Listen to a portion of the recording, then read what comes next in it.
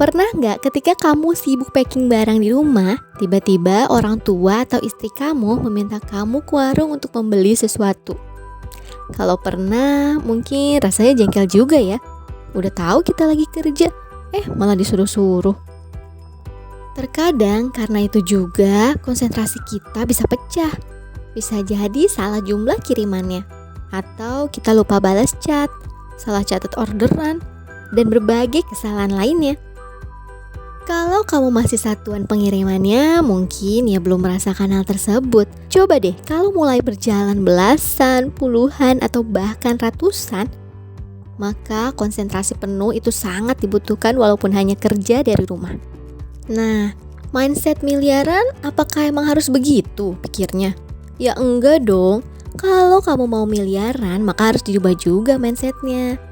Mindset akan mempengaruhi tindakan kamu, dan tindakan akan mempengaruhi hasil.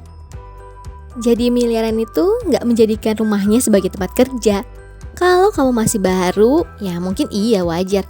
Tapi memangnya mau seperti itu terus? Kamu harus mulai step by step membangun rumah baru untuk kamu jadikan kantor. Rumah baru itu yang akan kamu sebut sebagai kantor. Meskipun bentuknya rumah, tapi karena kamu miliarder, maka kamu bisa membeli rumah baru atau menyewanya dan menjadikannya sebagai tempat kerja.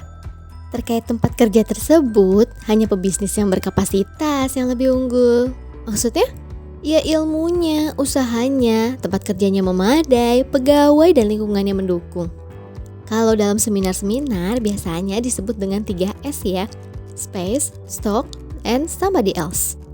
Rasanya omong kosong banget ya kalau kamu miliarder, tapi kamu nggak mau meningkatkan kapasitas kamu. Kemudian, berapa lama sih waktu yang dibutuhkan untuk bisa berkapasitas? Nah, ini penting banget nih.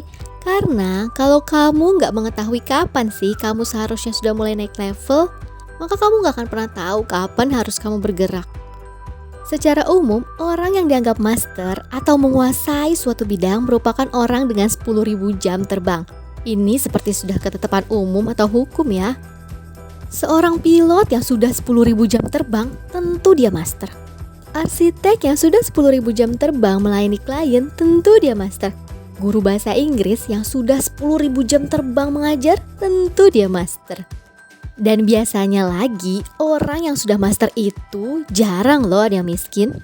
Nah, kalau 10.000 jam terbang itu kita breakdown dengan 8 jam setiap harinya, maka dibutuhkan sekitar 3,5 tahun. Kamu mau lebih cepat lagi? Ya gampang, coba deh bekerja lebih lama, belajar lebih lama, selama enjoy. Ya 20 jam sehari pun sebenarnya gak masalah ya. Sekarang coba kita tengok para pebisnis di tanah air.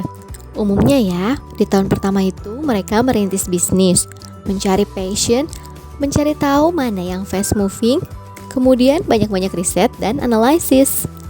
Nah di tahun kedua nih, biasanya udah pada lancar. Bahkan bisa dibilang tahun kedua merupakan tahunnya OKB alias orang kaya baru.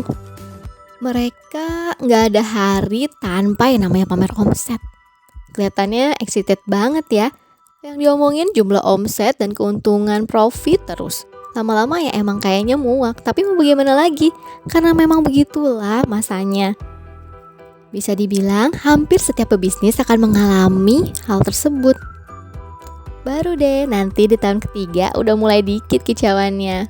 Banyak cobaan datang. Karena di tahun ini merupakan tahun dimana kejenuhan menyerang, mati gaya melanda, dan persaingan terasa semakin berat. Andai kata kamu berhasil membangun sistem di tahun kedua, maka di tahun ketiga itu mulai terjadi tarik ulur terhadap delegasi ke karyawan. Dan ujungnya di tahun keempat, kamu bisa full financial freedom. Kamu udah punya bisnis yang bisa dibilang autopilot. Kuncinya, pada setiap rentang tahun, kamu harus terus bisa meningkatkan kapasitas kamu.